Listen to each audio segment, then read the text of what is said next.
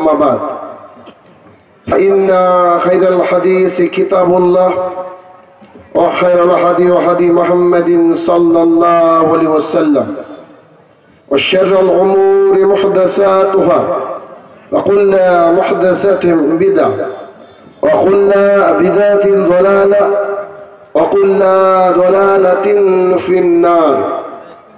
فأعوذ بالله من الشيطان الرجيم.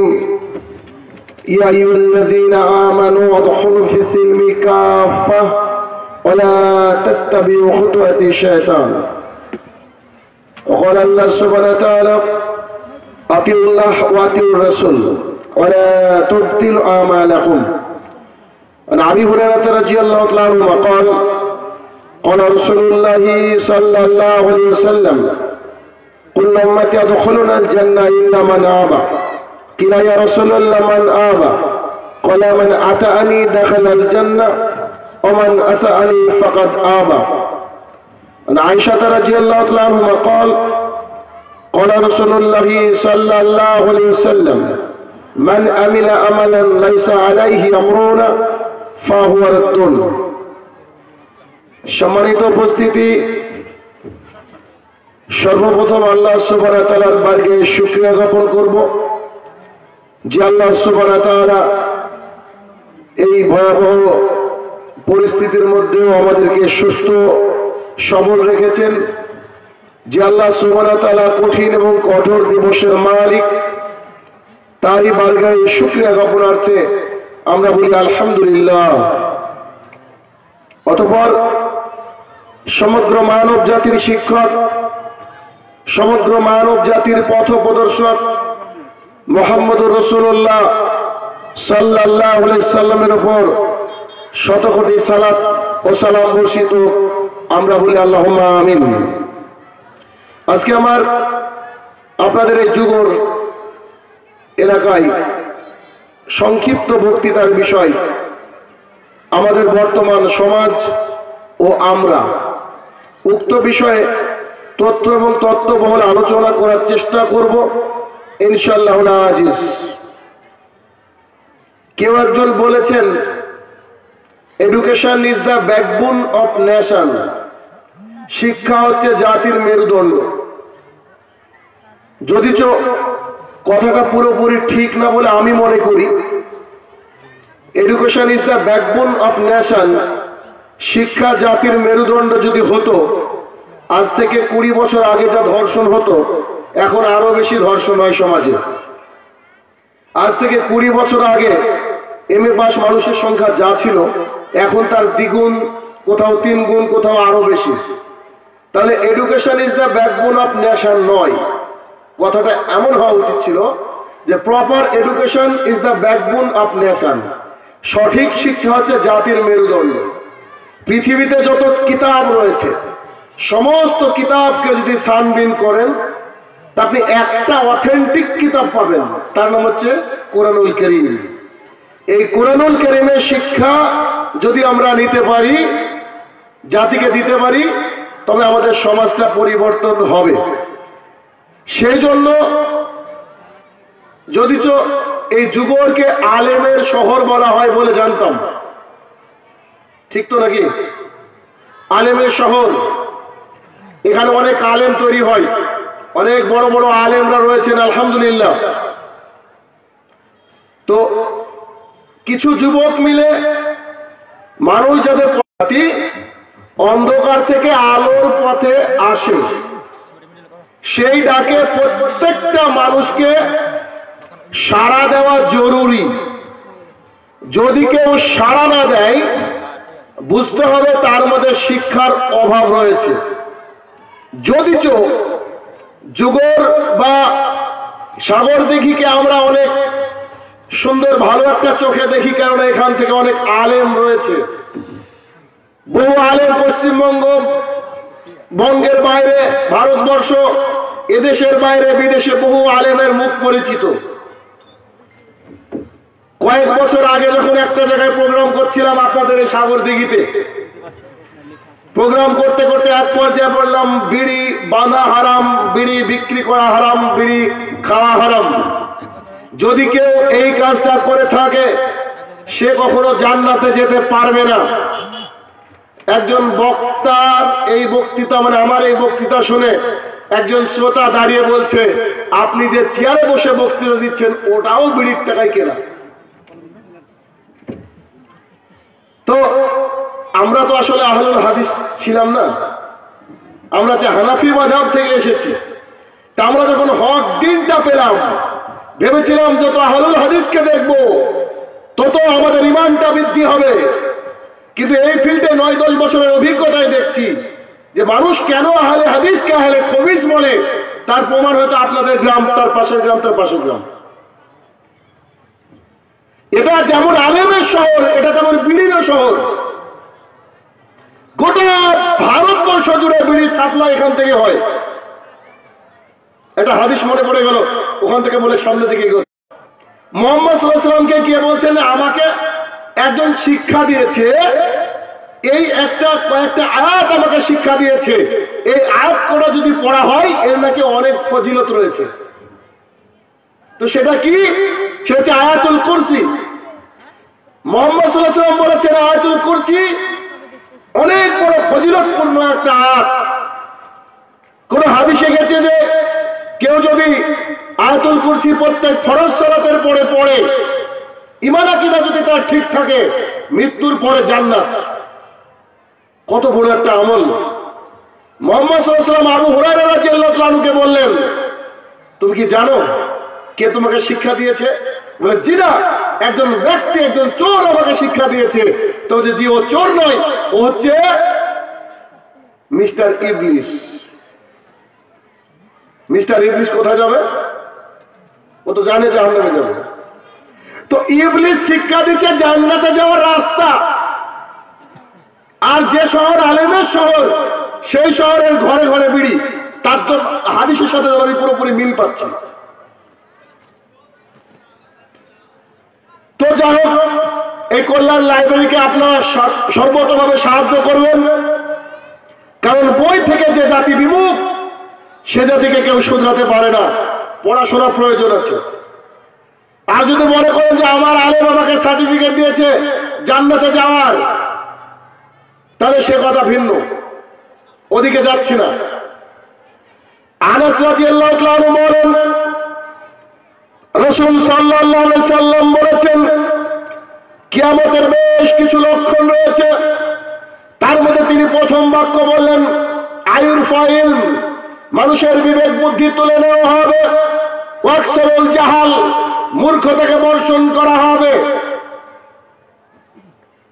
মানুষের বিবেককে তুলে নেওয়া হবে আর মূর্খতাকে বর্জন করা হবে। এই গ্রামটা প্রশস্তে অনেক বড় একটা গ্রাম। এখানে আলোচনা হচ্ছে দ্বীনের, এখানে আলোচনা হচ্ছে মুহাম্মদ সাল্লাল্লাহু আলাইহি ওয়াসাল্লামের আনিত বিধানের, এখানে আলোচনা হচ্ছে আল্লাহ সুবহানাহু ওয়া তাআলার একমাত্র মনোনীত যে ধর্ম ইসলাম, তার আলোচনা হচ্ছে। কিন্তু লোকজন যত পরিমাণে থাকার কথা ছিল অত পরিমাণে লোকজন এখানে নাই। এইখানে আজকে যদি এই মঞ্চে, এই স্টেজে একজন ভারতীয় নেতা যে দিন রাত মানুষকে গালিগালাজ করে, সে যদি আসতো তাহলে কি লোক সংখ্যা এমন থাকতো? কথা বলেন একটু, থাকতো? জি না। এইখানে যদি একটা টিভি সিরিয়াল, সিনেমা তো অনেক বড় দূর, টিভি সিরিয়ালের অখ্যাত কুখ্যাত এক নায়িকা আসতো, তাহলে কি এখানে জায়গা দেওয়া যেত? তার মানে বেশিরভাগ মানুষ আছে ভুল রাস্তায়, বেশিরভাগ মানুষ আছে জেনার মধ্যে। মানুষ জীবনটাকে শুধরাতে চায় না। এইখানে আমি আসছি 100 কিলোমিটার দূর থেকে, আরেকজন মাদানি আসছেন বাইরে থেকে। এটা জরুরি আপনাদের জন্য। এই জায়গাটুকু তো জায়গা হওয়ার কথা না, কিন্তু এই সামান্য একটুকু জায়গা যদি না ভরতে পারেন তাহলে বুঝতে হবে যে আপনার কপাল পোড়া। আপনার কপাল পোড়া, এটা বুঝতে হবে। কারণ এখানে আলোচনা হবে মুহাম্মদ সাল্লাল্লাহু আলাইহি ওয়াসাল্লামের আনিত বিধানে, মুহাম্মদ সাল্লাল্লাহু আলাইহি ওয়াসাল্লামের মুখ নিঃসৃত বাণী। তিনি বললেন আইল ফাইল, মানুষের বিবেক বুদ্ধি তুলে নেওয়া হবে। আজকে সাগর দিঘিরও তো এটা একটা পার্ট, এটা অংশ। তো এই যুবরে কি ঘরে ঘরে বিড়ি বাঁধার ব্যবসা আছে? আছে না? আছে, জি আছে। ফজরে কি লোকজন অতটা উপস্থিত হয় যতটা জুমাতে যায়? হয় না। অর্ধেক হয় না, 1/3। ফজরে 10 জন আর জুমাতে 150, তাই না? আরো বেশি। যাই হোক, তো বিষয় হচ্ছে আয়ুর ফাইল মানুষের বিবেক বুদ্ধি তুলে নেওয়া হয়েছে। ওয়াকসারুল জাহাল, মূর্খতা বর্ষণ হচ্ছে। বাড়িতে আধার কার্ডটা সাজানো ছিল, খাদ্য সুরক্ষা কার্ডটা সাজানো ছিল, একবার বাবা বের করে দেখার প্রয়োজন মনে করেনি। যেই অমিত শাহ বললো এনআরসি হোগা, সঙ্গে সঙ্গে বের করে দেখছি সবারই নামের বানান ভুল। এটা পরিকল্পিত। ভারতবর্ষে মুসলিমদের নামের বানান ভুল, এটা পরিকল্পিত। আমার এক ছাত্র সেদিন বলছে, স্যার, আমি বললাম আমার ছেলের কার্ড আসেনি, মেয়ের কার্ডের ঠিকানা ভুল। তা আমাকে বলছে, স্যার আমার ছেলের বয়স 18 বছর করেছে, আমারই তো 17 বছর বয়স। তো ব্যাপারটা হচ্ছে এইটা। তো যখন বলে एनआरसी होगा, खाली बंगाल के लिए ये नहीं, पूरा हिंदुस्तान के लिए एनआरसी होगा, এই কথা বললো। তখন আমরা একে একে কি বার করলাম, সব কাজগুলা ঠিক আছে কিনা দেখলাম। তখন আমাদের টনকটা নড়ল, বুঝতে পারলাম যে জি আমাদের তো অনেক ক্ষতি হয়ে গেছে, এখন আমাদেরকে দেখতে হবে।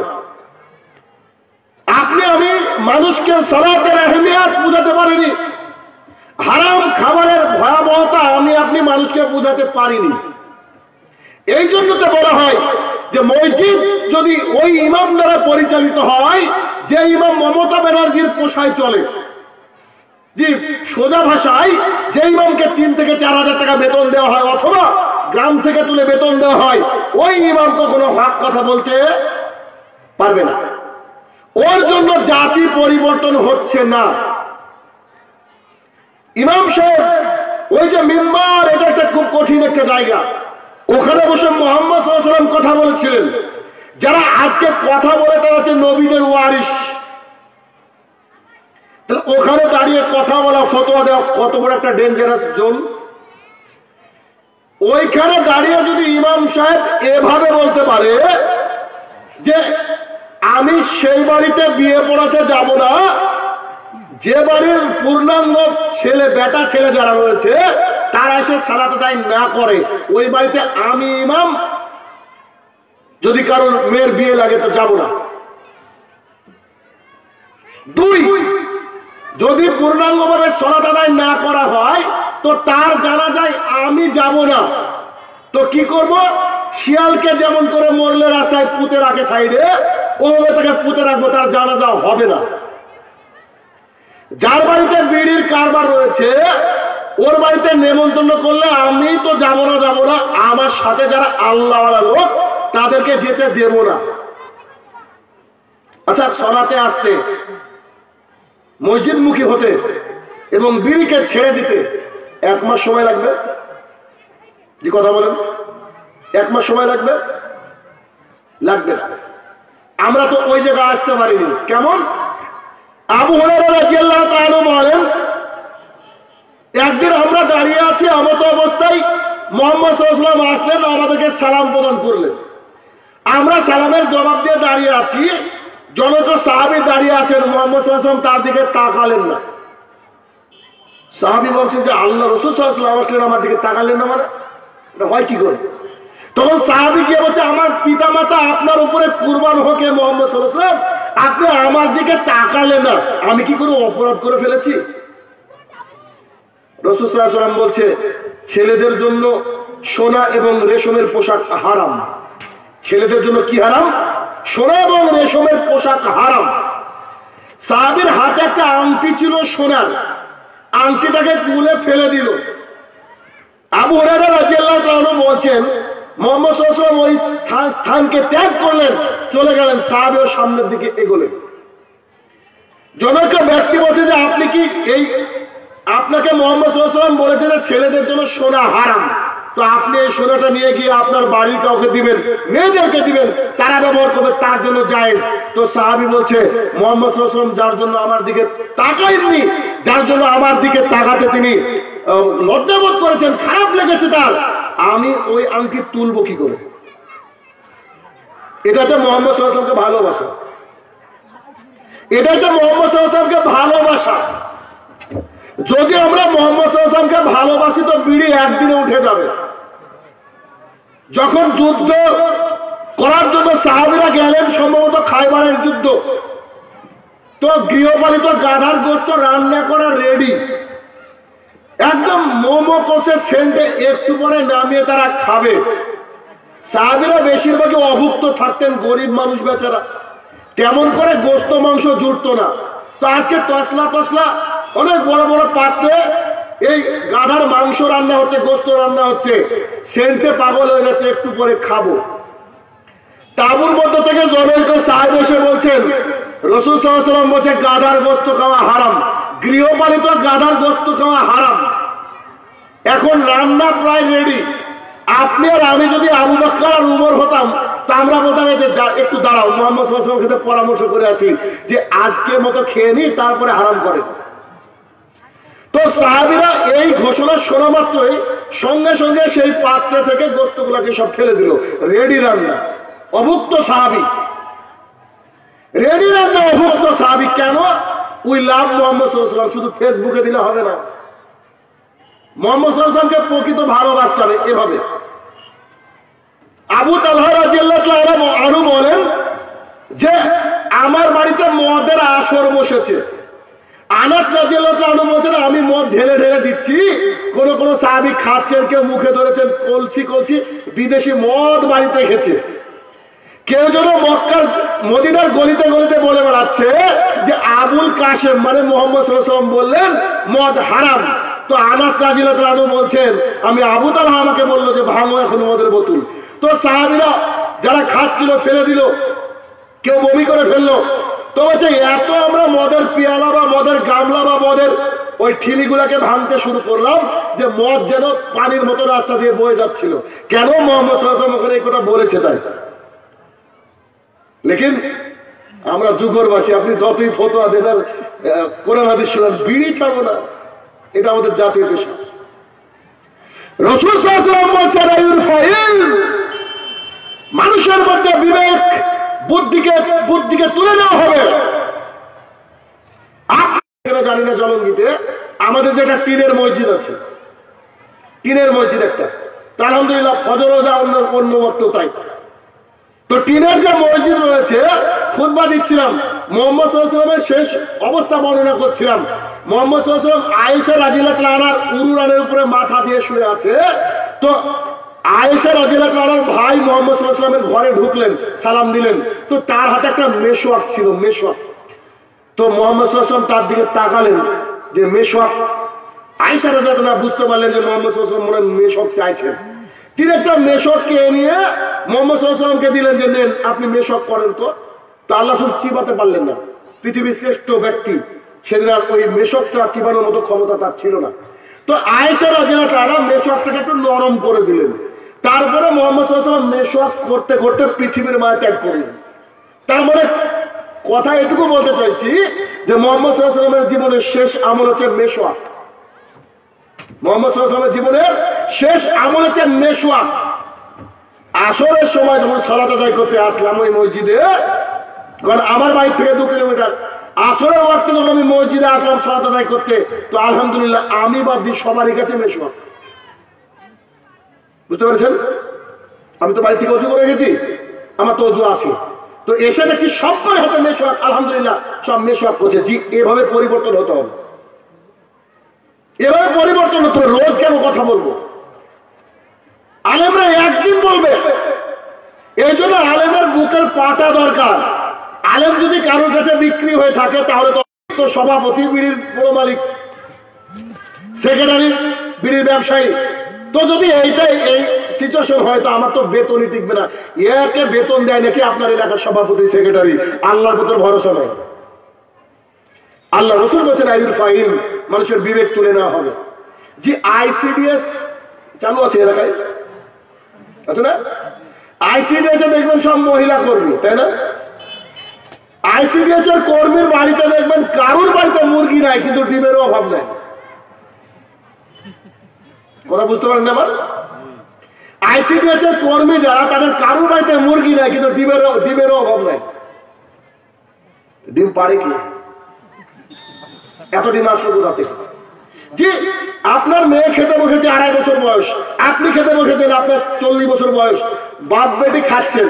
আপনি জানেন যে আপনার মেয়েটা একটু কুসুমটাকে বেশি পছন্দ করে, তা আপনি মোটামুটি করে ডিমটাকে খেয়ে কুসুমটা রেডি রেখেছেন, কারণ আপনি জানেন যে ওরটা খেয়েও আপনারটা চাইবে বা তাকাবে, হয় কিনা এরকম? আপনি তো দিবেন ওকে, দেওয়ার জন্য রেডি, আপনি তো ডিম খাওয়া লাগে না, আপনি বড় মানুষ তো এখন মেয়েকে ছেলেকে খাওয়াচ্ছেন, তো ওই মেয়েটা পেলে কত খুশি হয়। ওই যে বাচ্চাটা আপনার ঘরে রয়েছে, ওই বাচ্চার ডিমটা একটা মহিলা খায়, বলেন মানুষ। বুঝতে পারেন আমার কথা? ওই বাচ্চা কলিজার টুকরার মুখের ডিম। পরিস্থিতি কত ভয়াবহ।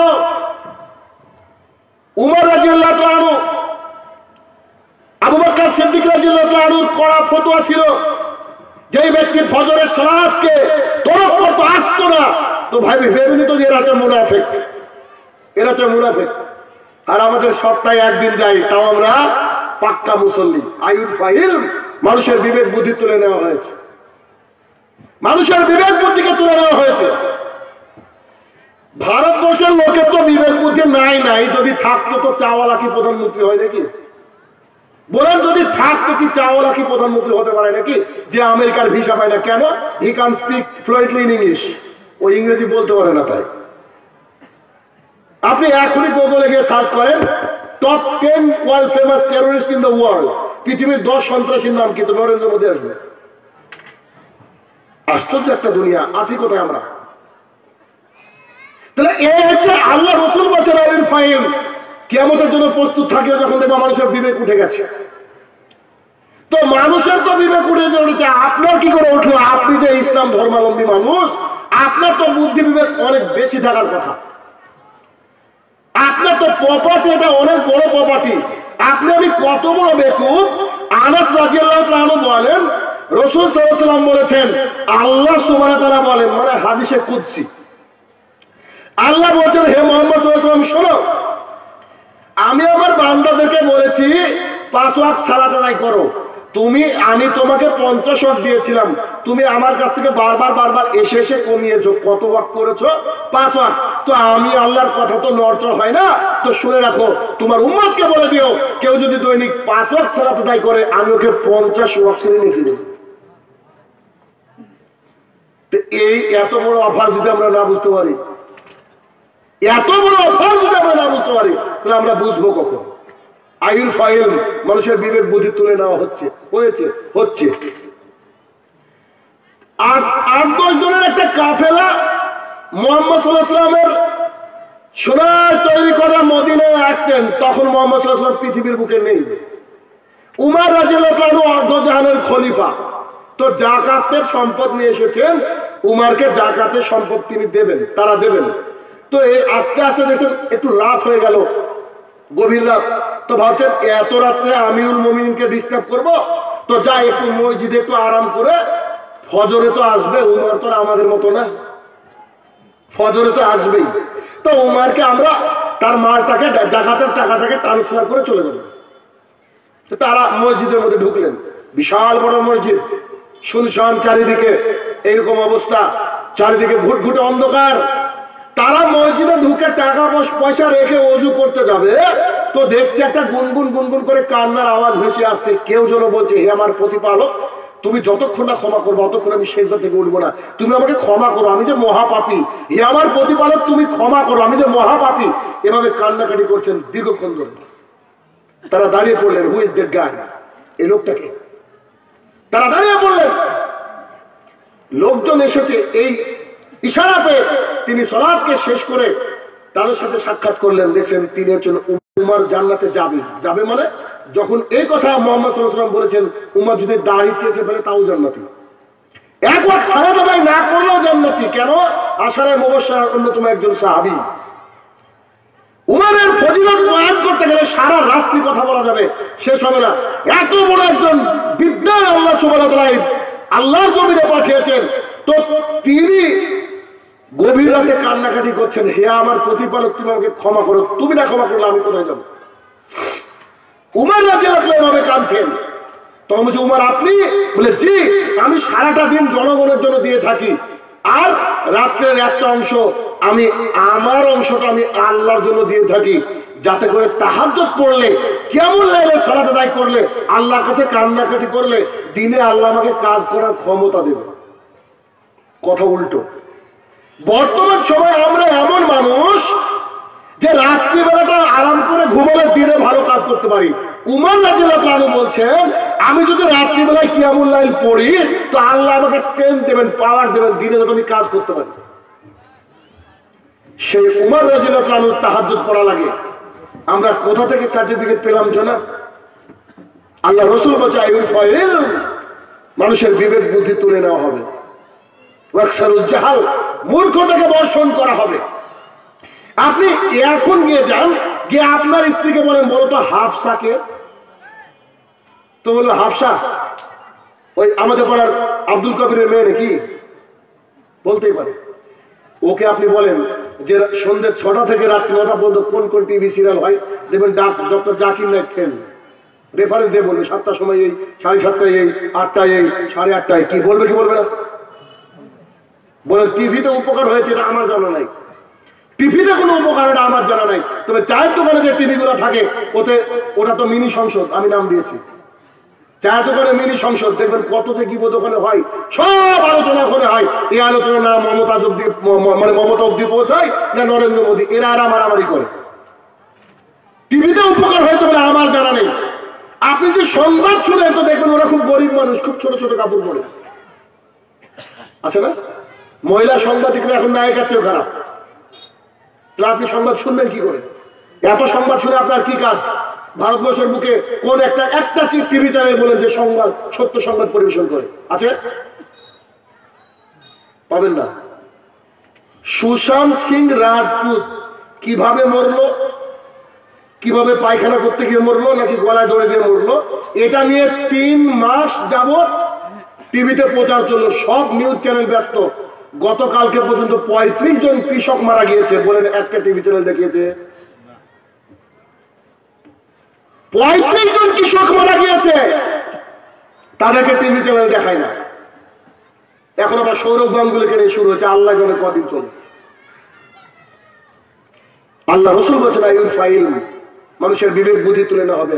একজন সাংবাদিক মানে নির্ভীক ভাবে জাতির সামনে হক প্রচার করবে না, এটা তাদের নাই। তারা সব পা চেটে চেটে টাকা খেয়ে বেশ সব শেষ হয়ে গেছে।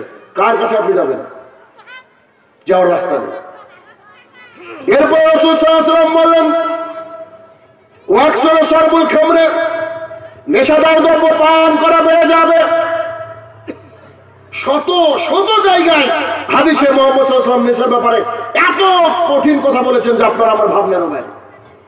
সূরা মাইদার 90 নম্বর আয়াতে আল্লাহ সুবহানাহু ওয়া তাআলা বলছেন যে খবরদার তোমরা এই নেশাদার দ্রব্য থেকে দূরে থাকো। আমাদের হেলদোল নাই, আমাদের হেলদোল নাই। যারা বিড়ি বাঁধেন, বিড়ি বিক্রি করেন, বিড়ি সাপ্লাই করেন, বিড়ি খান, তাদের জন্য কয়েকটা হাদিস। আপনারা পণ্ডিত মানুষ বসে আছেন, অনেক মানুষ জানেন, তবে আমি একটু আপনাকে ধরে দিয়ে একটু খেয়াল করেন। ইবনে উমর রাদিয়াল্লাহু আনহু قال রাসূলুল্লাহ সাল্লাল্লাহু আলাইহি সাল্লাম, ইবনে উমর রাদিয়াল্লাহু আনহু বলেন, রাসূল সাল্লাল্লাহু আলাইহি সাল্লাম বলেছেন, সালাসাতুন কান হারামা মিন জান্নাহ, 3 শ্রেণীর মানুষের জন্য জান্নাত হারাম। একটা মানুষ চুরি করেছে, ওর জন্য জান্নাত হারাম, এই হাদিস আমার জানা নাই। একটা মানুষ জেনা করেছে, জেনার শাস্তি হচ্ছে মৃত্যুদণ্ড, বিবাহিত পুরুষ বিবাহিত নারী হলে, কিন্তু জেনা করলে যে জাহান্নামে যাবে, জান্নাত হারাম আমার জানা নাই। একজন ব্যক্তি আরেকজনের মাল আত্মসাৎ করেছে, সে সরাসরি জাহান্নামী, এমন হাদিস আমার জানা নাই। তবে মুহাম্মদ সাল্লাল্লাহু আলাইহি ওয়াসাল্লাম বলেছে যে 3 শ্রেণীর মানুষের জন্য জান্নাত হারাম, they will not enter to the paradise, তারা জান্নাতে যাবেই না। তারা কারা? এক, প্রথম নম্বরে বলা হচ্ছে যে যেসব ব্যক্তিরা প্রতিদিন নিয়মিত একদম রুটিন করে জর্দা, গুল, খৈনি, গুটকা, বিড়ি, সিগারেট, বলেন যাবতীয় নেশাদার দ্রব্য পান করে তারা। তিনজন ব্যক্তির জন্য জান্নাত হারাম। এক, মদমিনুল খামরিন, নিয়মিত পান বিড়ি জর্দা গোল সিগারেট যারা খায় তারা, যে আরো আসছে সামনে, তারা জান্নাতে যাবে না। দুই, রাজুলাতাম মিন নিসাই, পুরুষের বেশধারী নারী জান্নাতে যাবে না। জিন্সের প্যান্ট পুরুষরা পড়তে পারে, আপনার মেয়ে পড়লো কেন? যে আপনার মেয়ে কেন বেটা ছেলে স্যান্ডেল পায়ে দিল, ছেলেদের স্যান্ডেল পায়ে দিল কেন? আয়েশা রাদিয়াল্লাহু তাআলা বসে আছেন, একটা মহিলা এসে বলছে, আয়েশা, আরে আমাদের বাড়ির একটা মেয়ে আছে গো, ও যে খালি বেটা ছেলে স্যান্ডেল পরে, এর বিষয়ে কি তুমি কিছু বলবা কি? আয়েশা রাদিয়াল্লাহু তাআলা বলছে যে মুহাম্মদ সাল্লাল্লাহু আলাইহি ওয়াসাল্লাম তাদের উপর অভিসম্পাত করেছেন যারা পুরুষের জুতা স্যান্ডেল পায়ে দিয়ে চলে, যারা পুরুষের মতো চুল কেটে ছোট করে, যারা পুরুষের মতো টি শার্ট পরে, they will not enter to the paradise, তারা জান্নাতে যাবে না। আমি বলছি না, মুহাম্মদ সাল্লাল্লাহু আলাইহি ওয়াসাল্লাম বলছেন। তিন, আর দায়ুস লাদখুলুল জান্নাত, দায়ুস জান্নাতে যাবে না। দায়ুস কারা? আজকে যার বউ এখানে বোরকা ছাড়া রেখেছে, ও হচ্ছে দায়ুস। আজকে যার মেয়ে এখানে রেখেছে সুন্দর একটা শাড়ি পরে, মেকআপ পরে বা জামা গায়ে দিয়ে, ও হচ্ছে দায়ুস। ওর হিজাব নিকাব বোরকা জিলবাব পরে হার কথা ছিল, যার মেখেছে ওর আছে দায়ুস। কাবার গিলাফ ধরে কাটলো জান্নাতে যাবে না, মুহাম্মদ সাল্লাল্লাহু আলাইহি ওয়াসাল্লাম বলছে আমি না। দায়ুস জান্নাতে যাবে না যার বাড়িতে দিন রাত টিভি সিরিয়াল চলে, দিন রাত বিড়াল চলে, তারা জান্নাতে যাবে না। তো সাহাবীরা বুঝতে পারলো না দায়ুস কি জিনিস। মুহাম্মদ সাল্লাল্লাহু আলাইহি ওয়াসাল্লামকে জিজ্ঞাসা করার পরে তিনি বললেন, আল্লাহ যিকু ফি হালাল খাবাস, যার বাড়িতে বেহাপনা সুযোগ রয়েছে, যার বাড়ি দরজা খোলা থাকে, যে কোনো ভাই এসে বলে কি গো ভাই নাই নাকি, তো আমি একটু ভাবির সাথে গল্প করি, এতে দায়ুস। এই তিন শ্রেণী মানুষ জান্নাতে যাবে না। এখন প্রশ্ন হলো যে বিড়ি শহর এসে বিড়ির বিরুদ্ধে ফতোয়া দিচ্ছেন, জিনা জনগণ ফতোয়া দিয়ে একটু খেয়াল করেন তো। নুমান ইবনে বাশির রাদিয়াল্লাহু তাআলা বলেন, রাসূল সাল্লাল্লাহু আলাইহি সাল্লাম বলেছেন, হালাল স্পষ্ট, হারাম স্পষ্ট, মাঝে যা রয়েছে তা হচ্ছে সন্দেহ। যে সন্দেহ থেকে দূরে থাকলো সে তার ইজ্জত আবরু এবং দ্বীন ইসলামকে অনেক উঁচুতে তুললো। হালাল সুস্পষ্ট। জি, আপনি সামুদ্রিক কোনো প্রাণী খেতে পারেন, এটা জায়েজ আপনার জন্য। মৃত মাছ এটা আপনার জন্য হালাল, আল্লাহ হালাল করেছেন। শুয়োরের গোশত এটা হারাম, তো হালাল সন্দেহ। আপনার হুজুর যে মাকরু বলে তার জন্য হাদিস আমাকে বলতে হচ্ছে। তো মাঝে যা আছে সন্দেহ, যে সন্দেহ থেকে দূরে থাকলো সে তার ইজ্জত আবরু এবং ইসলামকে অনেক উপরে তুললো। কেনা চায় ইসলামকে উপরে তুলতে? এখনো হাদিস শেষ হয়নি। সাহাবীদেরকে বলছে, ও সাহাবীরা শোনো শোনো শোনো, যে আল্লাহ রাসূল বলেন থাকে। তো ওই যে চারণ ক্ষেত্র থাকে তার একটা নিষিদ্ধ এরিয়া থাকে। এই নিষিদ্ধ এরিয়ায় যদি কোনো গরু ছাগলের মানে কেউ যদি আলে ছাগল চড়ায়, আলে গরু চড়ায়, তাহলে কি গরুটাকে ওই নিষিদ্ধ এলাকায় মুখ দেবে কি দেবে না? সাহাবীরা বলছে জি অবশ্যই মুখ দেবে মুহাম্মদ সাল্লাল্লাহু আলাইহি ওয়াসাল্লাম। তো বলছে যার সন্দেহ তাও হারাম। জি, আবার বুঝেন যার সন্দেহ তা কি হারাম। হুজুর যদি বলে যে বিড়ি খৈনি জর্দা মাকরু এটা সন্দেহ হারাম। জি, হাদিস এখনো শেষ হয়নি। মুহাম্মদ সাল্লাল্লাহু আলাইহি ওয়াসাল্লাম জানেন যে যুগের মানুষ বিড়ি ছাড়বে না, তাই তো একবারে ক্লিয়ার বোঝানোর চেষ্টা করেছেন জাতিকে।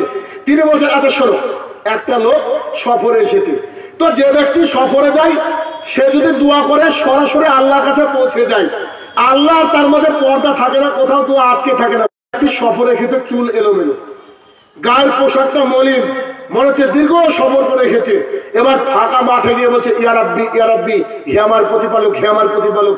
মুহাম্মদ সাল্লাল্লাহু আলাইহি ওয়াসাল্লাম বলছে, আচ্ছা বলো তো কি করে আল্লাহ ক্ষমা করবে? যার পোশাক হারাম, পানীয় হারাম, খাবার হারাম, লাস্টে বলছে গুদিয়া বিল হারাম। ও হারাম খেয়ে মানে ওর দেহটাকে বিল্ড আপ করেছে, তৈরি করেছে নিজেকে, কি করে জান্নাতে যাবে? বলেন এবার আপনার বাঁচার রাস্তা কোথায়? এত ছোট জায়গা ভাবলেন কেন দুনিয়াটাকে? দুনিয়াটা অনেক বড়। আপনি রুজির জন্য আজকে বিড়ি ছাড়েন, ইনশাল্লাহ আল্লাহ আপনাকে কালকে রুজি দেবে, না দিলে ভাববেন আপনার জন্য পরীক্ষা। পরীক্ষা মানে বড় পুরস্কার। মুসলিম শরীফের হাদিস, রাসূল সাল্লাল্লাহু আলাইহি ওয়াসাল্লাম বলেছেন, ইন্নাল্লাহ তাইয়্যিবুন লা ইয়াকবালু ইল্লা তাওবা, আল্লাহ পবিত্র জিনিসটা আল্লাহ গ্রহণ করবেন না। হুজুর বলছে বিড়ি মাকরু, অথচ অবাক হয়ে যাবেন শুনলে। আয়েশা রাদিয়াল্লাহু তাআলা বলেন, রাসূল সাল্লাল্লাহু আলাইহি ওয়াসাল্লাম বলেছেন, কুল্লু মুসকিরিন খামরিন ওয়া কুল্লু খামরিন হারাম, প্রত্যেকটা নেশাদার বস্তু মদ, আর প্রত্যেকটা মদই হচ্ছে হারাম। আর আবু হুরায়রা রাদিয়াল্লাহু তাআলা বলেন, ক্বালা রাসূলুল্লাহ সাল্লাল্লাহু আলাইহি ওয়াসাল্লাম, আবু হুরায়রা রাদিয়াল্লাহু তাআলা বলেন রাসূল সাল্লাল্লাহু আলাইহি সাল্লাম বলেছেন লাদখুলুল জাসাদা জান্নাতা, ওই দেহ জান্নাতে যাবে না গুদিয়া বিল হারাম, যে দেহ হারাম খেয়ে গড়ে উঠেছে। আবু হুরায়রা রাদিয়াল্লাহু তাআলা বলেন রাসূল সাল্লাল্লাহু আলাইহি সাল্লাম বলেছেন লাদখুলুল জান্নাতা লাহামুন, ওই গোশত জান্নাতে যাবে না মিনাল সুহতে, যে গোশত হারাম খেয়ে গড়ে উঠেছে।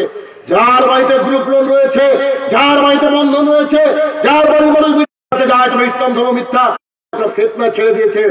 আল্লাহ সুবহানাহু ওয়া তাআলা কোরআনুল কারীমের মধ্যে বলছেন ইয়া আইয়ুহান নাস কুলু মিম্মা ফিল আরদি হালালান তাইয়্যিবা ওয়া লা তাত্তাবিউ খুতুওয়াতিশ শায়তান, হে মানব সকল শোনো, তোমাদের জন্য পৃথিবীর বুকে রুজির ব্যবস্থা করা হয়েছে, ওখান থেকে তোমরা হালাল হালাল বেছে বেছে খাও। জরুরি ভিত্তিতে আপনাকে নেশাদার দ্রব্য থেকে দূরে আসতে হবে। যতক্ষণ না একটা মানুষ একটা এরিয়া নেশামুক্ত না হবে, ওই মানুষকে দিয়ে কিচ্ছু করা যাবে না, কিচ্ছু করার রাস্তা নেই। অনেক জরুরি এই নেশা আপনাকে দূরে থাকতে হবে যে কোনো মূল্যে। যদি তিরমিজির একটা হাদিসের সনদ মতন কিছু থাকলেও বলা হচ্ছে যে ক্রমাগত নেশাদার দ্রব্য পানকারী মূর্তি পুজো করে নাই। জি, ও চণ্ডীদাস সোজা ওই লোক তাই যে ক্রমাদার নেশাদার দ্রব্য পান করে বানায় মানুষকে ডিস্ট্রিবিউট করে। বাঁচবেন কি করে? বাঁচার তো রাস্তা নেই, বাঁচার রাস্তা নেই। আরে আপনার এলাকার একজন মান্যগণ্য ব্যক্তি যে শুধুমাত্র জুমাতে নামাজ পড়তে যায়, মানে শুকুরানি, তো জুমাতে যে নামাজ পড়তে যায় তাকে একটা জেনারেল মিটিং এ ডাকা হয়েছে, দেখে একটা সিগারেট বের করে বলছে হুজুর ভাইজান এখানে সিগারেটটা মসজিদের মধ্যে ধরান। আচ্ছা, ওকে যদি লাখ টাকা দেওয়া হয় ধরাবে মসজিদের মধ্যে? কথা বলেন, ধরাবে মসজিদের মধ্যে? কোন বেকুব ধরাবে? যদি কারোর মস্তিষ্ক বিকৃত থাকে, মানে পাগল থাকে, দেন লাইট অফ দ্য সিগারেট, সে সিগারেটটা ধরাবে, বাদ বাকি কেউ ধরাবে না। কিন্তু ওই লোককে যদি বলা হয় আপনাকে বাথরুমে খেতে হবে, 1 টাকাও দেওয়া লাগবে না, তো বাথরুমই খায়। আমার জানা নাই, যতদূর পড়াশোনা করেছে আমি জানি না যে কোন পশু পায়খানা করতে করতে খায়, একমাত্র মানুষ ছাড়া।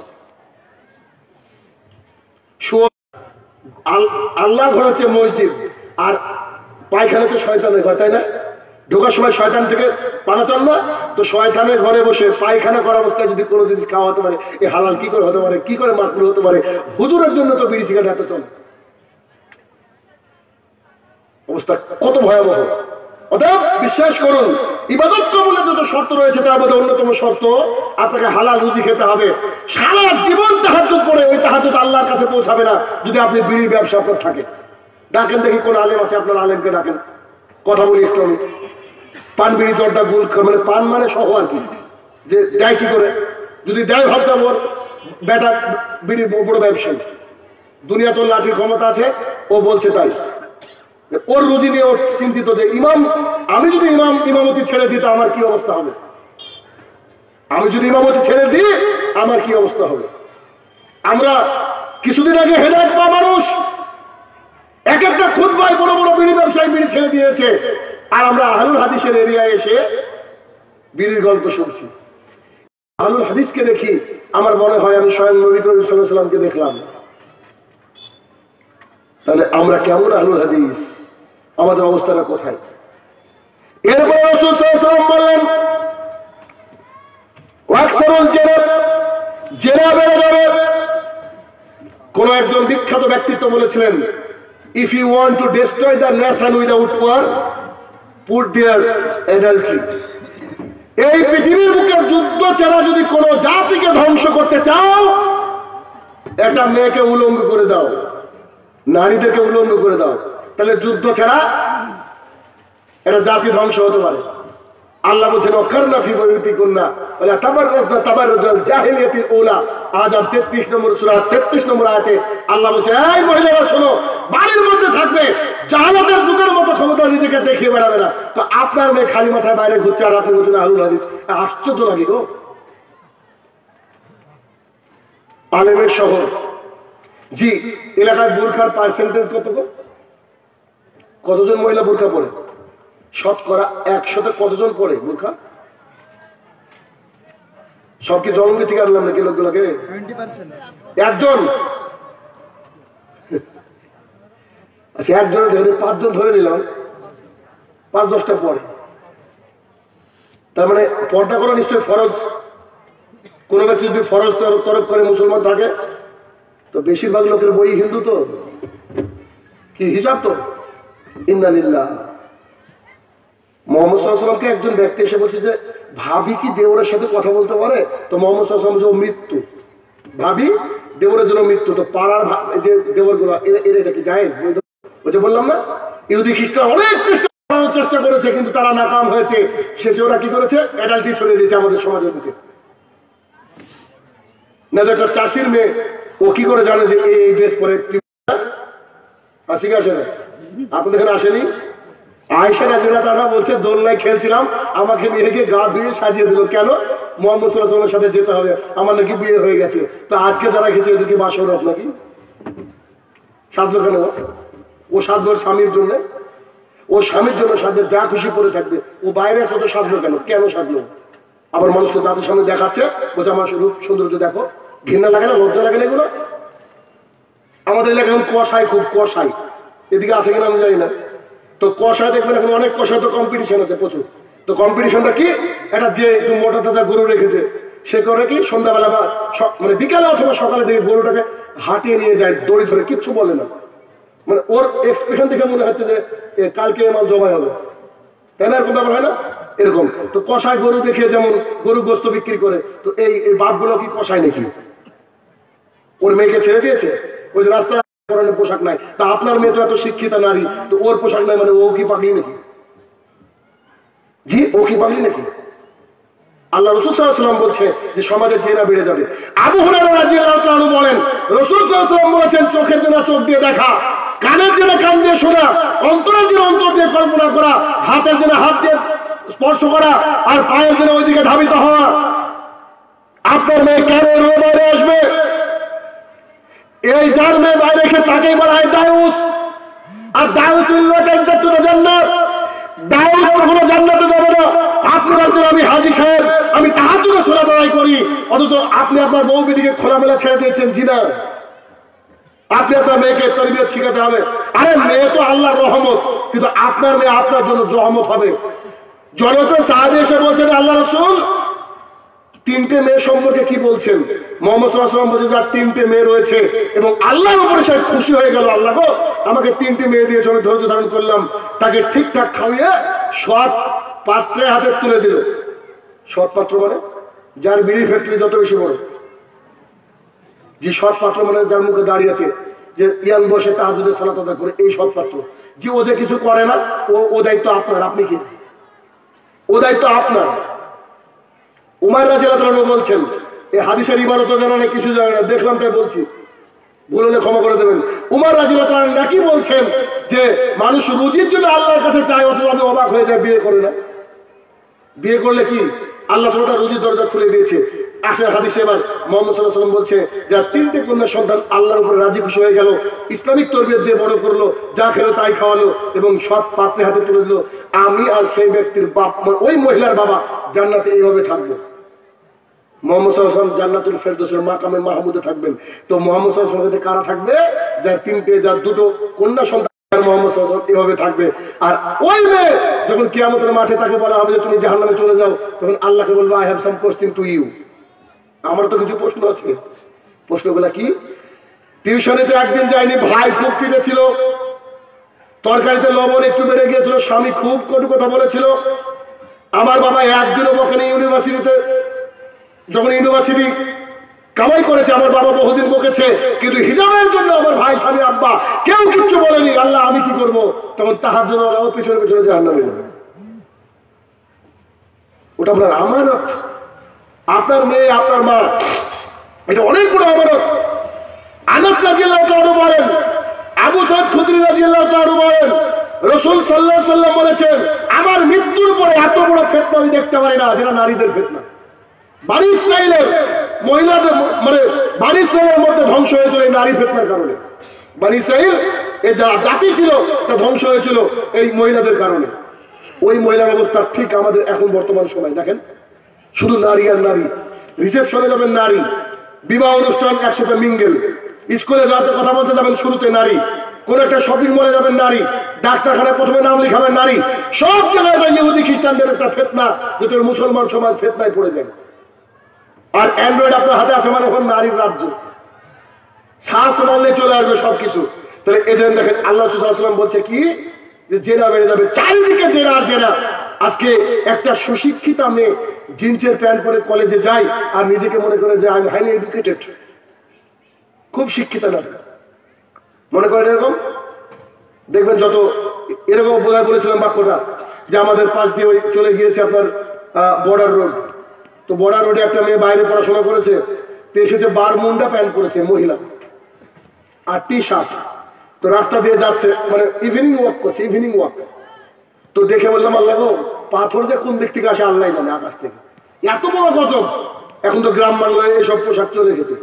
তো মহিলাকে বলা হলো যে তুমি এরকম পোশাক কেন গ্রামে পরছো, তুমি শহরে পড়েছো সেটা ভিন্ন বিষয়, তুমি এরকম একটা গ্রামে এই পরিবেশকে কেন নষ্ট করছো?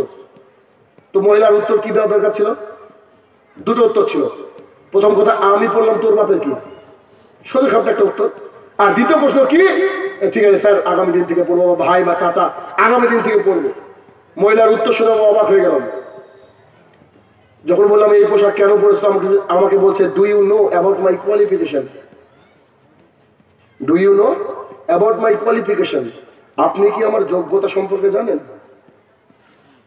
যোগ্যতার সাথে পোশাকের সাথে কি, যোগ্যতার ক্ষেত্রে তো পোশাকের সাথে না। তখন মাথার মধ্যে একটা জিনিস আসলো আমার, তাহলে তো যত বেশি যোগ্যতা তত কম পোশাক। ভাগ্য হলো পিএইচডি করেনি, হিসাব তো যে আপনি আমার যোগ্যতা সম্পর্কে, মানে ও ইংরেজিতে অনার্স করেছে, হয়তো মাস্টার্স করছে রানিং, আর বারমুন্ডা পড়েছে, তো পিএইচডি করলে তো জানিয়ে হতো কথা। তা বললাম যে জিনা এভাবে চলা উচিত নয়, আপনাকে বুরখা পরা উচিত। আপনার বউকে আপনি বুরখা পরান, তাবু পরান, আপনার ব্যাপার। তাবু বুঝেন কি, যে চটের উপরে বসে আছেন, বুরখাকে তাবু বলে কটাকে করছে মুসলমানের মেয়ে। তা বলছে do you know the dogs, তুমি কি কুকুর চিনো? তো গালি দিচ্ছে বাস্টার্ড, কুকুরকে চিনে না, সবাই চিনে। তো সেই মহিলাকে আমি বললাম যে a dog is more modern than you, because you are something, dog are nothing. ও 14 গোষ্ঠীকে অক্সফোর্ড পড়ানো ছিল, আমি ও তো জানি না আমার সম্পর্কে। আমি তাকে বললাম যে একটা কুকুর তোমার চেয়ে বেশি মডার্ন, কারণ তুমি তো কিছু পরে আছো, কুকুর কিছুই পরে নাই, বুঝেননি? যত ছোট পোশাক তত মডার্ন, যত ছোট পোশাক তত মডার্ন। তো যার পোশাকই নাই সে হচ্ছে মোস্ট মডার্ন, তাহলে কুকুর হচ্ছে বেশি মডার্ন, আর ও মহিলা একটু পোশাক পরে আছে কম মডার্ন। শিক্ষিতা নারী, এটা হচ্ছে শিক্ষিতা নারী। এই জন্য মোহাম্মদ সাল্লাল্লাহু আলাইহি ওয়াসাল্লাম বললেন যে চারিদিকে জেনা বেড়ে যাবে, খালি জেনা আর জেনা, জেনা আর জেনা। এরপরে মোহাম্মদ সাল্লাল্লাহু আলাইহি ওয়াসাল্লাম বললেন ওয়াকিল্লা রিজাল, পুরুষ কমে যাবে, পুরুষের সংখ্যা কি হবে? কমে যাবে। চারিদিকে পুরুষের অবস্থা ভয়াবহ, পুরুষ কমে গিয়েছে সমাজে। অথচ মোহাম্মদ সাল্লাল্লাহু আলাইহি ওয়াসাল্লাম বলছে অন্যায় দেখলে হাত দিয়ে বাধা দাও, যদি না পারো মুখ দিয়ে বলো, যদি না পারো তাহলে অন্তর দিয়ে ঘৃণা করার চেষ্টা করো। কি করে এটাকে আপলোড করা যায়? পুরুষের সংখ্যা তো কম। শুধু লজ্জা দেওয়ার জন্য একটা উদাহরণ দিব, লজ্জা দেওয়ার জন্য। আচ্ছা, আপনার স্ত্রী যে 1 মাস সালাত আদায় করে, 1 মাসের মধ্যে আপনার স্ত্রীর মাসিক হয়তো, মাসিক হয় না, মেন্স, ওই পিরিয়ডে সালাত মাপ, তাই না? সালাত পড়ার লাগে না। তো আপনার স্ত্রী মাসে ধরে নেন 6 দিন নামাজ পড়তে পারে না, কেন? তার মাসিক হওয়ার কারণে 6 দিন। তা আমার প্রশ্ন হলো, আপনার ছেলেটা যে খালি জুমাতে যায়, ও কি সপ্তাহে 6 দিন মাসিক অবস্থায় থাকে? বুঝতে পারেননি? আবার আসর থেকে শুরু হয়ে যায়, তাহলে ও তো আল্লাহ রাসূল বলছে পুরুষ কমে যাবে। তা আমার সামনে তো অনেক নারী বসে আছে, যদিও জানি না কারা কারা, শুধু শুকুর আলী হয়েছে। কেউ যদি একবারে খুব মনোযোগ সহকারে প্রতিদিন 4 ওয়াক্ত নামাজ পড়ে, তারপরে তো ও কুফরি করলো, ও মুসলমান থাকবে না। সালাতকে নির্দ্বিধায় ত্যাগ করছে, নির্দ্বিধায় ত্যাগ করছে সালাতকে, কোনো ব্যাপারই না। অথচ হজের সময় হয়ে গেছে, খুব বৃদ্ধ হয়ে গেছেন, পাচ্ছেন না, একজনকে 2 লক্ষ টাকা দেন, ও হজ করলে আপনার হবে। রামাজান মাস আসছে, রামাজানে আপনার ক্ষমতা নেই, এমন রোগ হয়েছে যেটা সারার মতো নয়, আপনি বৃদ্ধ মানুষ, ফিদিয়া দেন, রোজা আপনার, কিন্তু নামাজ মোহাম্মদ সাল্লাল্লাহু আলাইহি ওয়াসাল্লাম দাঁড়িয়ে পড়ো, জিনা পারলে না বসে পড়ো, পারলে না শুয়ে পড়ো, না ইশারায় পড়ো। সালাতের ব্যাপারে কোনো ছাড় মোহাম্মদ সাল্লাল্লাহু আলাইহি ওয়াসাল্লাম দেননি। আরে তাহাজ্জুদ পড়বেন এখন আপনি, আপনার বয়স 18, আপনি 70 বছরের দিকে তাকিয়েছেন কেন? তখন তো একবার অজু করে আপনি অজু এক ওয়াক্ত টিকাতে পারবেন না, এখন একবার অজু করে 3 ওয়াক্ত সালাত আদায় করতে পারেন। আপনি এখন তার জন্য সালাত আদায় করবেন, এটা আপনার জন্য জরুরি। এখন আল্লাহর কাছে কামবেন, কিন্তু ওই তো আল্লাহ রাসূল সাল্লাল্লাহু আলাইহি ওয়াসাল্লাম বললেন যে পুরুষ কমে যাবে, সমাজে পুরুষ কমে গেছে, শুধু নারী আর নারী, নারী আর নারী, যেখানে যাবেন নারী আর নারী। আরে আপনার মেয়েকে কেন আপনি দোকানে পাঠালেন? আপনার কি প্যারালাইজ হয়েছে? বিয়ে বাড়িতে শুধু মহিলার মহিলা, বাপরে বাপ, এত বেরোসে বুঝাই জানে যে কার বিয়ে ফাইনাল কম আপনাদেরকে। তারপরে আরো একটা জাহালাত, সেটা হচ্ছে এই যে সামনে আসছে 31শে ডিসেম্বর, ডিজে বাজে এলাকায়, ডিজে চলে, রাত্রিবেলায় বক চলবে, এই রাত্রে রান্না করে ওই রাত্রে খাবে। বিয়ে হলে ডিজে চলছে 7 দিন যাবত। তো হাজী সাহেব কি ব্যাপার? বাচ্চা ছেলেরা একদিন করছে, করুক না। হাজী সাহেব বলছে, উমর রাদিয়াল্লাহু আনহু বলছেন যে মুহাম্মদ সাল্লাল্লাহু আলাইহি ওয়াসাল্লাম কানের মধ্যে আঙুল ঢুকে দিতেন মিউজিক শুনলে, তারপর অনেক দূরে গিয়ে বলছে শোনা যাচ্ছে কি? বলে জি না। তো ঠিক আছে, এবার বন্ধ করলাম, খুললাম, জি। এবার কানটাকে খুলে দিতেন তিনি। ভাবুন, আর আজকে আমরা কি করছি? এই যে আজকে কয় তারিখ? 28। 25শে ডিসেম্বর এলাকায় কেক বিক্রি হয়েছে না হয়নি? আমি অবাক হয়ে যাই। আচ্ছা ভাই, এলাকায় খ্রিস্টান আছে কেউ? তো খ্রিস্টান যদি না থাকে কেক এত বিক্রি হলো কেন? কে খেলো? জি আসেন একটু যাচাই করি। আমার 2 থেকে 3 মিনিট সময় আছে, আর একটু শুনেন। হিন্দু যদি কোনো কেক খায়, ভগবান শ্রীকৃষ্ণ বলছে যদি কোনো ব্যক্তি অন্য কোনো ধর্মের আচার অনুষ্ঠানে অংশগ্রহণ করে, তার চেয়ে তারা আত্মহত্যা করা ভালো। তবে হিন্দু কেক খেতে পারে না। 2, মুসলমান যদি কেক খায়, মুহাম্মদ সাল্লাল্লাহু আলাইহি ওয়াসাল্লাম বলছেন যে ব্যক্তি সঠিক ধর্ম পাওয়ার পর অন্য কিছুকে তালাশ করে, আবার সুন্নাহ পাওয়ার পরে অন্য কিছুকে পারফেক্ট মনে করে, is not a Muslim at all, সে ব্যক্তি মুসলমান নয়। তো কেক মুসলমানের বাচ্চা খেতে পারে না। 3, খ্রিস্টান কি খেতে পারে? Gospel of look 8 number chapter 4 নম্বর অধ্যায় বলা হচ্ছে, when Jesus was born a lot of shepherds were staying outside. যখন যীশু খ্রিস্ট জন্মগ্রহণ করছেন, অনেক রাখালরা বাইরে মেষ পাহারা দিচ্ছিল। আচ্ছা বলেন তো, 25শে ডিসেম্বরের কনকনে ঠান্ডায় কি কেউ বাইরে থাকে? আল্লাহ সুবহানাহু ওয়া তাআলা বলছে, মারিয়াম তোমার যখন খিদে লাগবে খেজুরের ডালটা ধরে ছড়াবে, একটু এরকম ভাবে নাড়াবে, দেখবে কাঁচা পাকা খেজুর পড়বে। তো কাঁচা পাকা খেজুর কখন হয় জানো? শীতে না গরমে? গরমে হয়। তাহলে ওরা যে কেক খেলো, এটাও বাটপানি। ওদের ধর্মগ্রন্থ থেকে প্রমাণ করলাম। বুক অফ লুক 8 নম্বর অধ্যায় 4 নম্বর খণ্ডতে এই কথা বলা হচ্ছে, যখন যীশু খ্রিস্ট জন্মগ্রহণ করছে বাইরে, তাহলে এই আমাদের ছেলেরা আবার গিয়ে কেক খাচ্ছে। কত বড় বেহায়া নির্লজ্জ আমরা! কেন? শিক্ষা নাই তাই। সুতরাং আসুন আমরা শিক্ষা গ্রহণ করি এবং কোরআন এবং হাদিসের শিক্ষা গ্রহণ করি। সেই সাথে সাথে এলাকার যারা মানে বড় বড় ব্যক্তিত্ব আছে তাদেরকে বলবো যে আপনাদের কাজটা এই যুবক ছেলেরা করার চেষ্টা করেছে, লাইব্রেরিকে সাপোর্ট করবেন, আসবেন, বইপত্র পড়বেন, বইপত্র দিবেন। কারণ জ্ঞানের বিকল্প পৃথিবীতে কিচ্ছু নেই। আপনার বাড়ি যদি 1 কোটি টাকা থেকে আপনার ঘুম হবে না কেন? যে কোনো মুহূর্তে চোর আসতে পারবে। কিন্তু 1 কোটি টাকার বিদ্যা কেন? যদি 100 কোটি টাকার বিদ্যা আপনার মধ্যে থাকে, তাহলে এই বিদ্যা চুরি হবে না। সুতরাং আসলে আমরা আমাদের জীবনটাকে ঢেলে ইসলামের পথে সাজায়, জানি না কখন মৃত্যু চলে আসবে। আল্লাহ সুবহানাহু ওয়া তাআলা আমাদেরকে যে কথাগুলো বললাম সবাইকে মারার তৌফিক আতা করুক, আল্লাহুম্মা আমিন। আমাদের মধ্যে যারা অন্তরে অসুস্থ রয়েছেন, যারা এইসব বক্তৃতা শোনার পরেও বিড়ি ছাড়বেন না, আল্লাহ যেন তাদেরকে সুস্থতা দান করে, আল্লাহুম্মা আমিন।